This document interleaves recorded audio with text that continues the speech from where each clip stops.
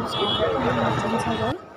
এটা আমি জন্মাষ্টমীর ব্লগটা আজকে আমি দিচ্ছি। অনেকটাই দেরি হয়ে গেছে, কি করব, সংসারে চাপে, কাজকর্মের চাপে একটু দিতে দেরি হয়ে যায়, তবুও চেষ্টা করি দেওয়ার জন্য।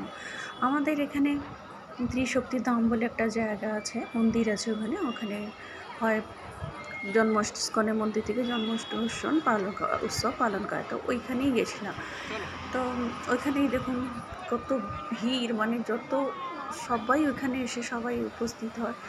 এখানে মন্দিরে ঢুকতেই এই শিবের একটা ঝর্ণা, দেখুন কত সুন্দর ঝর্ণা।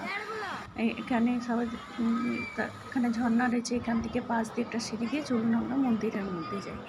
মন্দিরে সাইডে সবাই প্রদীপ তার ভিতরে দিতে দেয় না, ভিড় হয়, এই জন্য সাইডে এক জায়গা করে দেয় প্রদীপটা দিয়ে জ্বালানোর জন্য।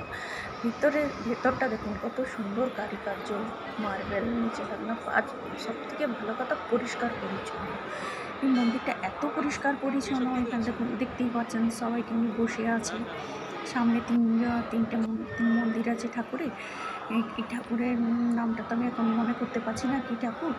তারপরে রয়েছে রানী সতী মন্দির, এই যে রানী সতী মন্দির এখানে খুব জাগ্রত। তারপরে যে শ্যাম বাবা মন্দির, শ্যাম বাবা শুধু এখানে নয়, পাশ দিয়েও আরেক জায়গা আছে, ওইখানে আরও 3টে ঠাকুরের মন্দির আছে। অবশ্য ওইখানে ভিডিও করতে দিচ্ছে না, কারণ ভিডিও করতে গেলে এই যে লাইন দেখতে পাচ্ছেন কীরকম ভিড় হয়ে যাচ্ছে, ওই জন্য দেখি যতটা পারি আপনার ফটোটা উঠিয়ে আপনাদের সামনে দেওয়ার চেষ্টা করি। এই যে গণেশ বাবার মন্দির দেখুন, সাদা ধপধপ মার্বেলে তৈরি, পিছনটাও দেখুন কত সুন্দর কারুকার্য। তার পাশে রয়েছে রাধাকৃষ্ণ মন্দির। রাধাকৃষ্ণ সেই সাদা মার্বেলেতে, কিন্তু ভিডিও করতে তো দিচ্ছে না, সেই খালি একটাই গণেশ ঠাকুরের ভিডিও করে চলে এসেছি, দিয়ে সাইড দিয়ে এই যে বেরিয়ে চলে এসেছি। এখানে দেখুন ভিড়টা দেখুন কীরকম।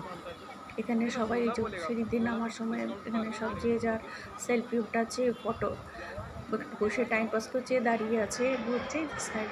তারপর আমরা নেমে না, সাইড দিয়ে নিচে কল আছে যেখানে আসল বিশ্বকর্মা। এই যে ইস্কন মন্দিরের ফাউন্ডার যিনি, তার মূর্তি ঢুকতেই পাশে রেখেছে। ওখানেও সবাই সেই ফটো তুলতে সবাই ব্যস্ত। তারপরে এখানেই সবাই এই যে পুজোর জন্য ওয়েট করছে, ঘুরছে সাইডে। এখানে তো কম্পিটিশান হয় অনেক কিছু, ড্রয়িং, হ্যান্ড রাইটিং, গানের, সব এক জায়গায় ওইখানে প্রাইজ ডিস্ট্রিবিউশন হচ্ছে।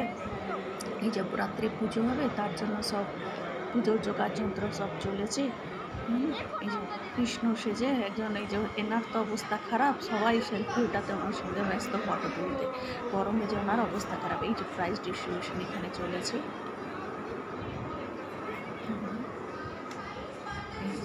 এইখানে পুজো হবে, এত ভিড়ের সামনে তো যাওয়া যাচ্ছে না, দূর থেকে ঠাকুরের ফটোটা তুলেছি, চলুন এবার বেরিয়ে যাওয়া যায়। কিন্তু বেরোতেই হল থেকেই সামনে সুন্দর এই মূর্তিটা, এই জলাশয়ের মধ্যে সুন্দর কৃষ্ণের মূর্তিটা দিয়ে।